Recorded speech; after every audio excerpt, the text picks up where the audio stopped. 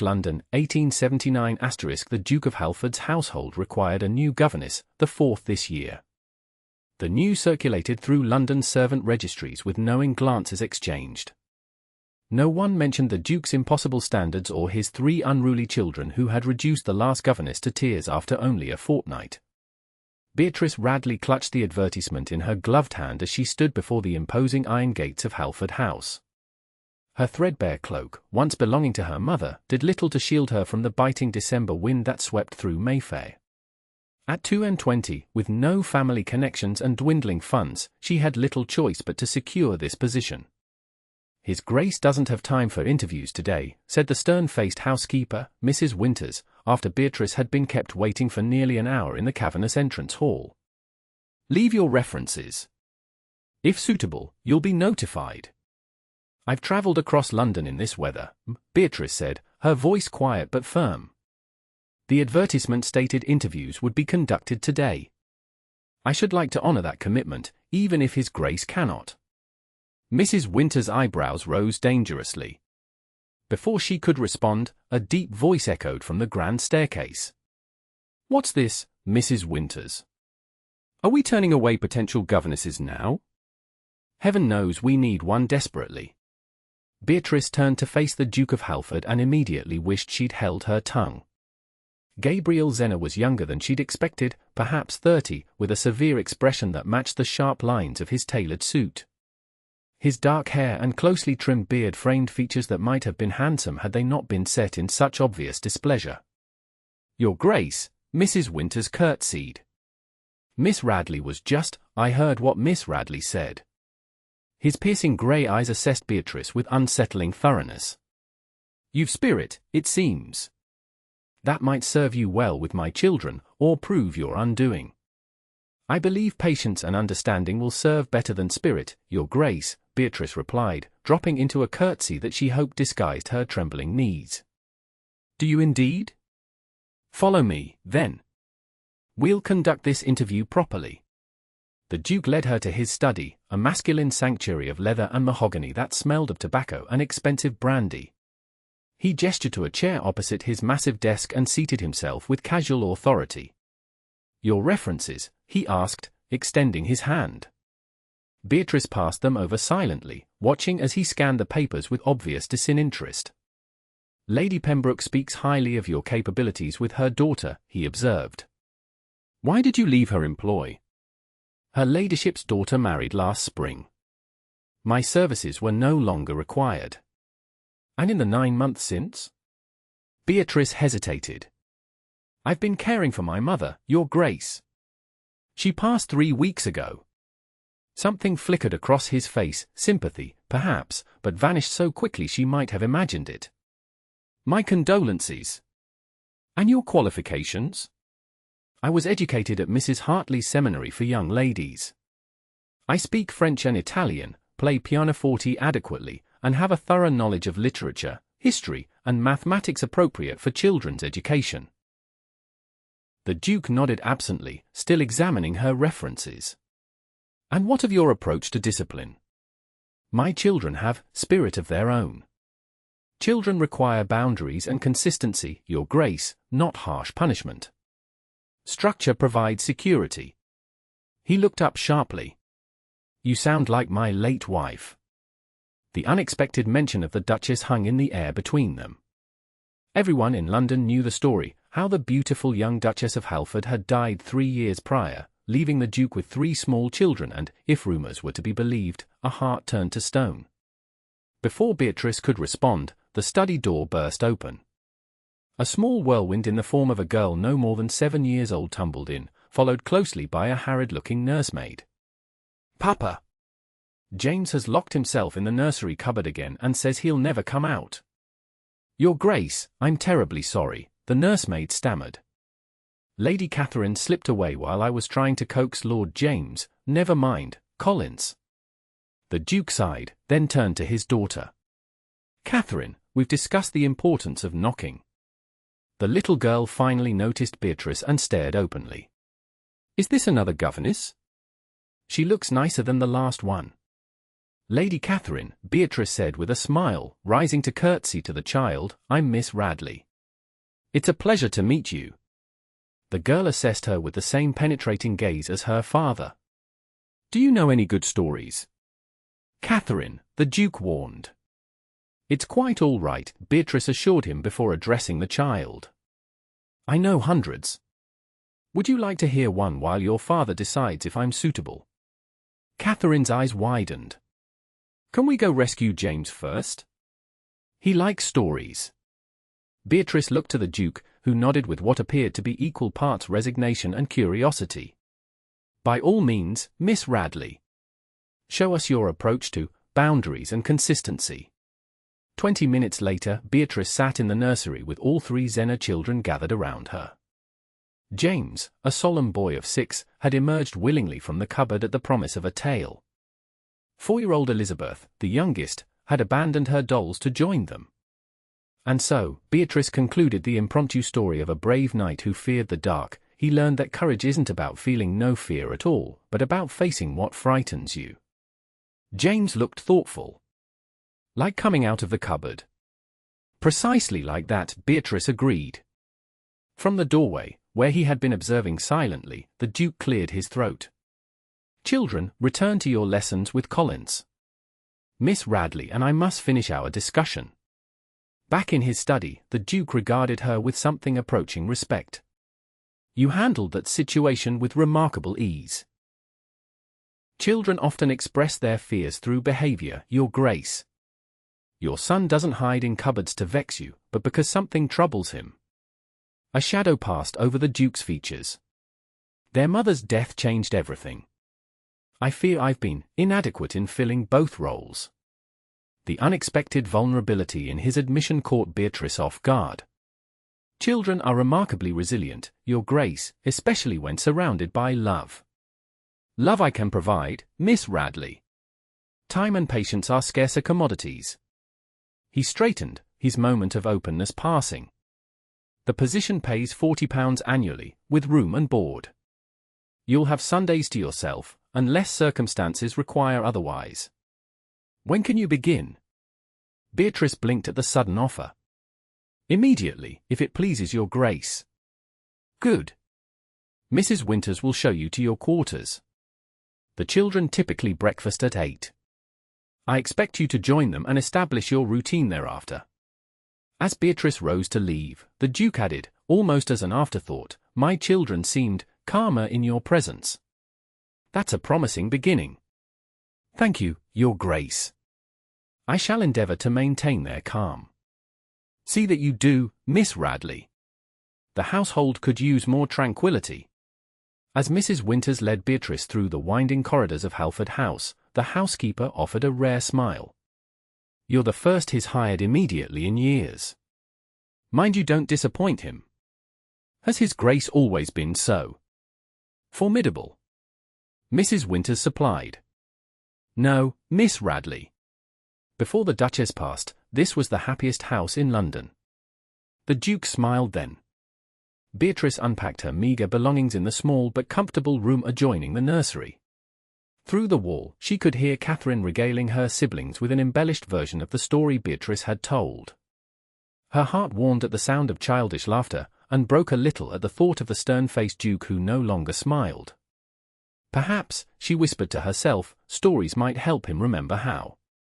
The routine of Halford House became clear within days. The Duke breakfasted alone at 7, departed for his club or parliament by 8, and rarely returned before the children's bedtime.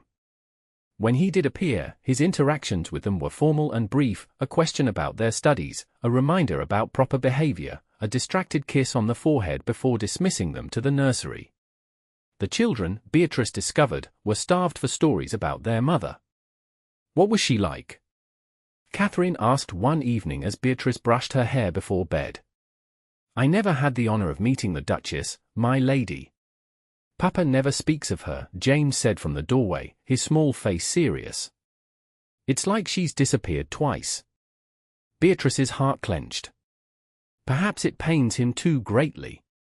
But we need to remember her, Catherine insisted. I'm forgetting what she looked like. The next day, While the children were at their dancing lesson, Beatrice ventured to the portrait gallery. There, among ancestors in powdered wigs and Tudor ruffs, hung a painting of a beautiful woman with the same dark hair as Catherine and James, but with Elizabeth's laughing blue eyes. The Duchess of Halford seemed to gaze directly at Beatrice with gentle challenge. That evening, Beatrice began telling the children bedtime stories about a beautiful queen who loved her 3 royal children more than anything in the world. Was she brave? James asked. The bravest, Beatrice assured him.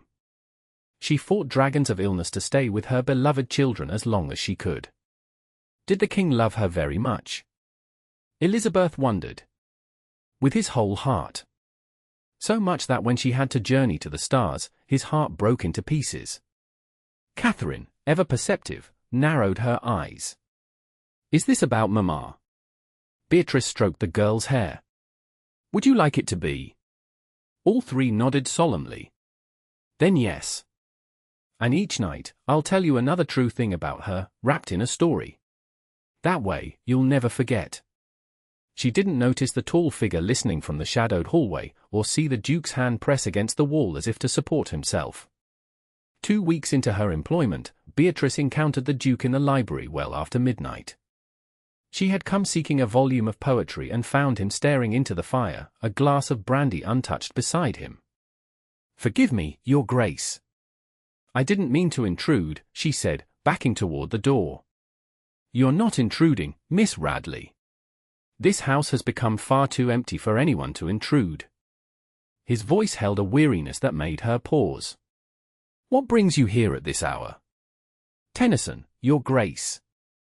Lady Catherine has expressed interest in poetry. He raised an eyebrow. Has she? That was her mother's favorite. There, on the 3rd shelf. As Beatrice retrieved the volume, the Duke asked, Are my children improving under your care? They seem happier. They're wonderful children, Your Grace. Bright and kind-hearted. Thanks to their mother's influence, not mine, he said bitterly. Beatrice hesitated, then ventured, They miss hearing about her. Children need their history, Your Grace. Even the painful parts. His jaw tightened. You overstep, Miss Radley. Forgive me, she curtsied, clutching the Tennyson to her chest. As she reached the door, his voice stopped her. What stories have you been telling them? Collins mentioned something about queens and stars. Beatrice turned, her heart racing. Stories about a queen who loved her children very much. Who watches over them still? I see. He looked away. Continue, then. If it comforts them. It might comfort you as well, Your Grace, to speak of her sometimes. Their eyes met across the library, and for a moment, Beatrice glimpsed such raw grief that she nearly stepped toward him. But the Duke straightened, his expression closing. Good night, Miss Radley. Good night, Your Grace. Spring brought colour to the gardens of Halford House and a gradual thaw to its master. The Duke began taking luncheon with the children once a week, listening with growing interest to their recitations of lessons. Beatrice noted how his stern countenance softened when Elizabeth climbed into his lap uninvited, or when James correctly answered a question about mathematics. One afternoon, as Beatrice supervised the children in the garden, the Duke approached with an unusually hesitant manner. Miss Radley, might I have a word? She followed him to a stone bench beneath a flowering cherry tree, conscious of curious glances from the household staff visible through the windows. I've received a letter from Lady Pembroke, he began. She wishes to offer you a position as companion to her new daughter-in-law, who apparently finds London society overwhelming. The salary would be considerably more than what you earn here. Beatrice's heart sank. I see. Do you wish to accept? Does your Grace wish me to leave? His grey eyes studied her face. That's not what I asked. The children have become very dear to me, she admitted. I would prefer to stay, if my service remains satisfactory. Something like relief crossed his features. More than satisfactory. The children are transformed under your care. I've written to Lady Pembroke declining on your behalf, but will send a different letter if you prefer the position. "Thank you, Your Grace, but I'm content here." He nodded, then added, "I've been meaning to tell you. I overheard your story last night. About the Queen teaching the young princess to play pianoforte." Beatrice flushed. "I hope I didn't presume too much." "No."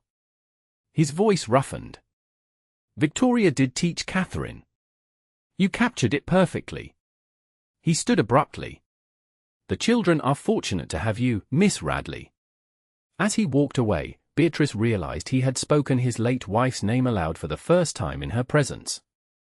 That night, a package awaited Beatrice in her room, a leather-bound journal with a note in the Duke's precise handwriting, * for recording the stories. "So they will not be forgotten. * Summer brought invitations to the Halford country estate in Derbyshire. The Duke, breaking with his custom of sending the children ahead with their governess, travelled with them on the same train, spending the 6-hour journey engaged in a spirited game of word association that left all 3 children breathless with laughter. Beatrice, observing from her corner seat, felt a dangerous warmth unfurling in her chest at the sight of Gabriel Zenna's transformed face when he smiled. The country house, Thornfield Park, was less formal than the London residence. Here, the Duke joined them for daily rides across the estate, teaching James to fish in the trout stream and helping the girls collect wildflowers for pressing. In the evenings, to everyone's surprise, he requested Beatrice's stories along with the children. "Tell us about the time the Queen outfoxed the Prime Minister," Catherine would beg, while the Duke's eyes crinkled with suppressed amusement at Beatrice's diplomatic rendering of what must have been a formidable display of the late Duchess's legendary wit. One evening, after the children had been tucked into bed, Beatrice found the Duke in the library, the story journal open before him. "You've written them all down," he said as she entered. "As you requested, Your Grace." "Gabriel," he corrected her. "When we're alone, at least. I think we've moved beyond such formality, don't you?" The intimacy of his given name on her lips seemed too dangerous to contemplate. "I don't think that would be appropriate." "No?" He closed the journal. "Perhaps you're right. Propriety must be maintained, especially given how the servants already gossip about us." Beatrice felt heat rise to her cheeks. "I wasn't aware of any gossip." "No?" "They say the governess has enchanted not only the children, but their father as well." His gaze held hers steadily. "They're not entirely wrong." "Your Grace, 3 years of grief is enough, don't you think?" he interrupted, rising from his chair. "Victoria would have thought so. In fact, she made me promise not to bury myself with her." "I'm sure the Duchess would want your happiness," Beatrice managed, her heart thundering in her ears. "The question, Miss Radley, is what would make you happy?" He moved closer, close enough that she could detect the faint scent of sandalwood that clung to his clothes. I'm content with my position." "Are you?" "Then I've gravely misunderstood the looks we've exchanged these past months." Before she could respond, the library door opened to admit Lord Rushton, the Duke's closest friend who had arrived for a fortnight's hunting. Beatrice used the interruption to flee, her composure in tatters. The next morning, a letter arrived from London that caused the Duke to announce his immediate return to town on urgent business. He departed without speaking privately to Beatrice, leaving her to wonder if he regretted his words in the library. Days stretched into a week with no word from London. The children grew restless, constantly asking when their father would return. Beatrice distracted them with expeditions to the nearby village and elaborate stories, all while tamping down her own disquiet. When Lord Rushton departed for London as well, Beatrice overheard him instructing the butler to forward all correspondence from a Mr. Hargreaves directly to him, not to the Duke. The name meant nothing to her, but the secretive manner piqued her curiosity. A fortnight after the Duke's departure, Mrs. Winters arrived from London with instructions to prepare the house for immediate closure. The family would return to London the following day. "Is something amiss?" Beatrice asked the housekeeper. Mrs. Winters' pinched expression spoke volumes. "It's not my place to say, Miss Radley. But prepare the children for a change in circumstances." The journey to London was somber. The children, sensitive to the tension radiating from the staff, huddled close to Beatrice in the first-class carriage usually reserved for the Duke himself. "Where is Papa?" Elizabeth asked repeatedly. "Why isn't he meeting us?" "Your father has important business, my darling," Beatrice soothed. "We'll see him in London." But upon arrival at Halford House, they found the Duke closeted in his study with a series of grave-faced men. Servants whispered in corners, falling silent when Beatrice approached. That evening, after putting the confused children to bed with promises that all would be explained soon, Beatrice encountered Lord Rushton on the stairs. "Miss Radley," he greeted her with obvious discomfort. "I hope your journey was pleasant." "It would have been more so with some explanation of the urgency," she replied. "The children are distressed by their father's absence and the household's strange mood." Lord Rushton sighed. "It's not my place to explain, but Halford will require your steadying influence in the coming weeks. More than ever." "Has something happened to the Duke?" Alarm coursed through her. "Not to him, no." Rushton glanced toward the study. "But his financial situation has become precarious. Disastrously so. I don't understand. His man of business, Hargreaves, has absconded with a significant portion of the Halford fortune. Investments made without authorization, funds diverted. The details are still emerging, but the outcome is clear. The Duke faces potential ruin." Beatrice felt the blood drain from her face. "Surely not complete ruin?" "The estate is entailed, yes, but the ready money, the investments meant to maintain it and provide for the children's futures." Rushton shook his head. "Halford is too proud to speak of it, but sacrifices will be necessary." That night, Beatrice lay awake, her thoughts in turmoil. Would the Duke dismiss the staff to economize? Would she be among the first to go? And what of his almost declaration in the library? Had that been genuine, or merely a momentary weakness he now regretted? The answer came the following afternoon when the Duke summoned her to his study. His face was haggard, with new lines etched around his eyes that hadn't been there a fortnight ago. "Miss Radley," he began formally, "I presume Lord Rushton has informed you of my circumstances. He mentioned some difficulties, Your Grace." "Difficulties?" The Duke laughed bitterly. "A diplomatic understatement. I am virtually bankrupt, Miss Radley. The house in Mayfair must be let, staff reduced, the season in London foregone. We will retire to Thornfield Park, where economies can be better managed." "I understand," she said quietly. "When would you like me to vacate my position?" He looked startled. "Vacate? You misunderstand. I'm not dismissing you."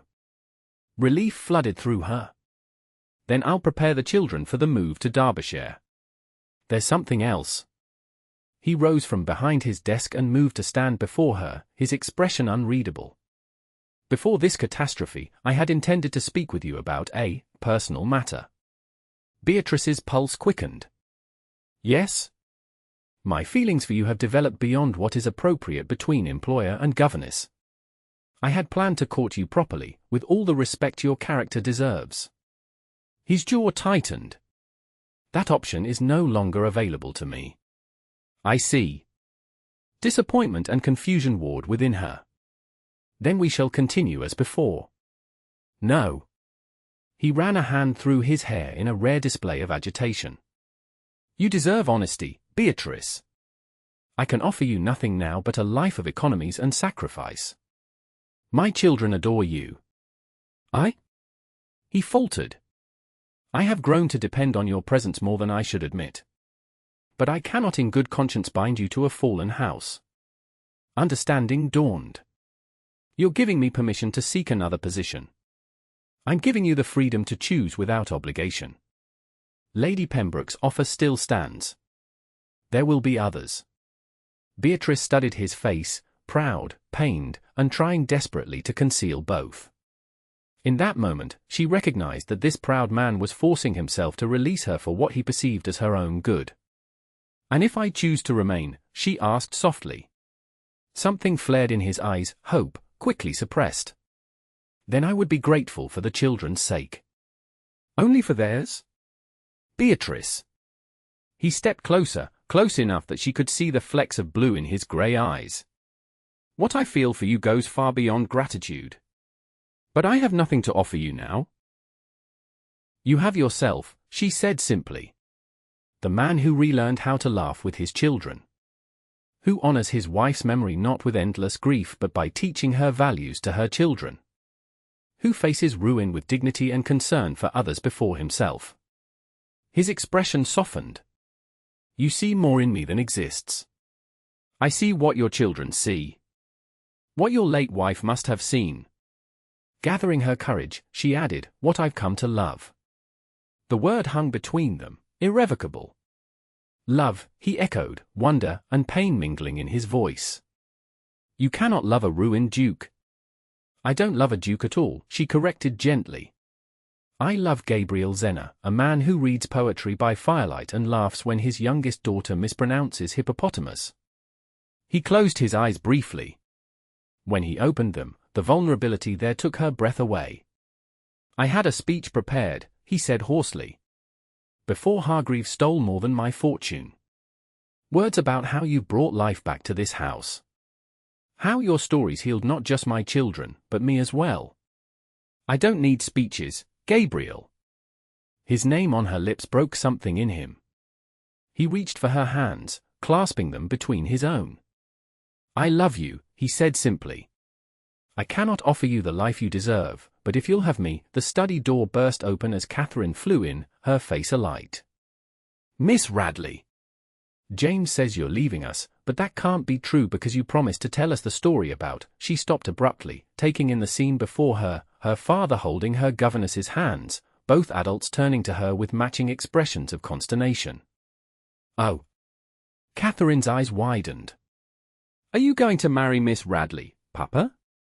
Please say yes, because Elizabeth wants her for a mother, and James says, Catherine, Gabriel interrupted, a reluctant smile tugging at his lips. What have we discussed about knocking? The girl's face fell. That it's always required. I'm sorry, Papa. Come here, he said, releasing one of Beatrice's hands to beckon his daughter. When Catherine approached, he knelt to her level. I haven't yet received Miss Radley's answer, but yes, I have asked her to become part of our family. Catherine's squeal of delight echoed through the study. I must tell James and Elizabeth. She raced for the door, then paused to look back solemnly. You will say yes, won't you, Miss Radley? Papa smiles when you're near. After she had gone, Gabriel turned back to Beatrice, his expression softened with rueful amusement. It seems my children have developed a taste for happy endings.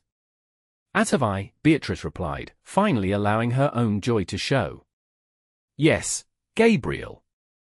My answer is yes. He drew her close, his kiss gentle yet filled with promise. When they parted, he pressed his forehead to hers. It won't be easy. Society will whisper about the bankrupt duke who married his children's governess. Let them whisper.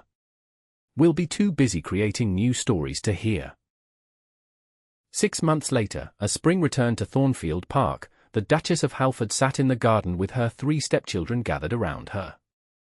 Her simple muslin gown reflected their reduced circumstances, but the contentment on her face spoke of riches beyond measure. Tell us again how you and Papa fell in love, Elizabeth begged, curled against Beatrice's side. Was it when you told the first story about Mama? James asked. At nearly 7, he had grown less solemn under Beatrice's nurturing care. Or when Papa caught you reading in the library past midnight? Catherine suggested with all the romance of her 8 years. I believe, said the Duke, approaching from the house with a letter in hand, it was when she stood in our entrance hall and informed Mrs. Winters that she expected appointments to be honored, even when inconvenient. Beatrice laughed, reaching up to take his hand as he joined them on the blanket spread across the grass. Your father exaggerates. I was terribly intimidated. You didn't appear so, Gabriel replied, the adoration in his gaze belying the reduced circumstances of their household. You looked like salvation itself. What's in the letter, Papa? Catherine asked, ever curious. News from Lord Rushton, he replied. It seems Hargreaves has been apprehended in Brussels. Some of our funds may yet be recovered. Beatrice squeezed his hand, knowing how he had struggled with pride these past months, how he had worked alongside his reduced staff to maintain the estate, learning tasks he'd never imagined performing. "Will we return to London?" James asked hopefully. Gabriel exchanged a glance with his wife. "Perhaps for brief visits. But Thornfield has become our true home, hasn't it?" The children nodded in agreement, none of them appearing to miss the grand London house or the luxuries of their previous life. "Now," Gabriel said, settling more comfortably on the blanket, "I believe I was promised a new story today." Beatrice smiled, one hand resting on her still flat stomach where their newest family member grew. That announcement could wait for a more private moment. "Once upon a time," she began, her voice carrying across the sunlit garden, "there was a duke who lost his smile. Until a governess helped him find it again," Catherine interrupted with satisfaction. "And they lived happily ever after," James concluded, "just like in the best stories." Gabriel's arm slipped around Beatrice's waist, drawing her close against his side as the children debated the finer points of their parents' romance. His lips brushed her ear. "Thank you," he whispered, "for giving us all our story." Beatrice turned her face to his, love flowing between them as naturally as breath. "It's only just beginning."